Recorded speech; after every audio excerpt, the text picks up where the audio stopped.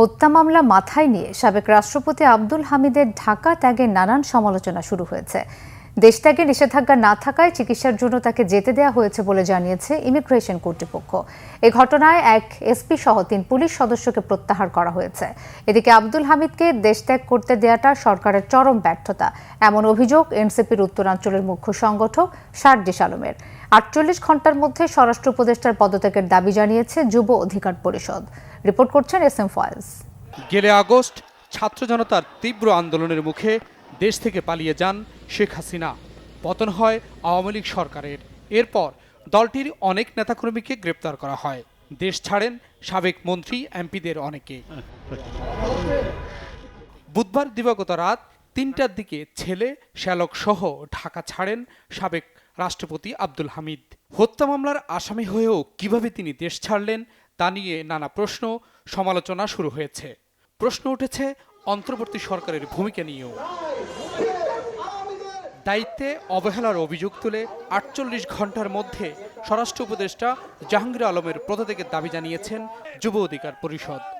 এই যে আমাদের অন্তর্বর্তীকালীন সরকারের স্বরাষ্ট্র উপদেষ্টা, সে কি জানত না গতকাল ডামি রাষ্ট্রপতি হত্যা মামলার আসামি আব্দুল হামিদ দেশ ছেড়ে পালিয়েছে এবং এর দায় সম্পূর্ণ এই স্বরাষ্ট্র উপদেষ্টার।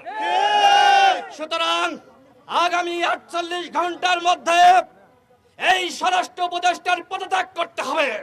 সাবেক রাষ্ট্রপতি আব্দুল হামিদকে দেশ ত্যাগ করতে দেওয়াটা সরকারের ব্যর্থতা বলেছে জাতীয় নাগরিক কমিটির উত্তরাঞ্চলের মুখ্য সংগঠক সার্জিস আলম। তিনি পালিয়েছেন না, তাকে পালাতে দেয়া হয়েছে।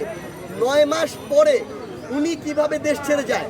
আওয়ামী লীগের যে কয়েকজন সুবিধাভোগী বাংলাদেশে ছিল তার মধ্যে অন্যতম তিনি। ক্ষমতার অপব্যবহার করে তিনি কত কিছু করেছেন তার প্রমাণ অনেক জায়গা আছে। সেই মানুষ এই দেশ ছেড়ে পালিয়ে যায় 9 মাস পরে। এটা এই অন্তর্বর্তীকালীন সরকারের সবচেয়ে বড় ব্যর্থতা এবং এর জন্য আমি মনে করি যে প্রফেসর ডক্টর মোহাম্মদ ইউনূস স্যারের সরাসরি জবাবদিহি করা উচিত।